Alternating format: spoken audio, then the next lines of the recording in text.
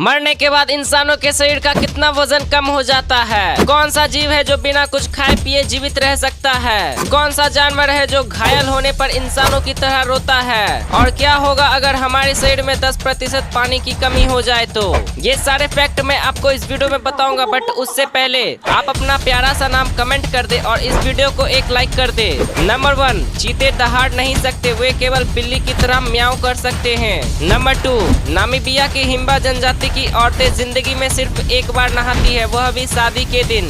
Number 3, हमारे शरीर में 1% पानी कमी होने पर हमें प्यास लगती है और 10% पानी कमी होने पर हमारी मौत तक हो जाती है। नंबर 4, जुगनू एक ऐसा जीव है जो बिना कुछ खाए पिए जीवित रह सकता है। नंबर 5, भालू घायल होने पर इंसानों की तरह रोता है। नंबर 6, मरने के बाद इंसानों के शरीर से लगभग 21 ग्राम वजन कम हो जाता है।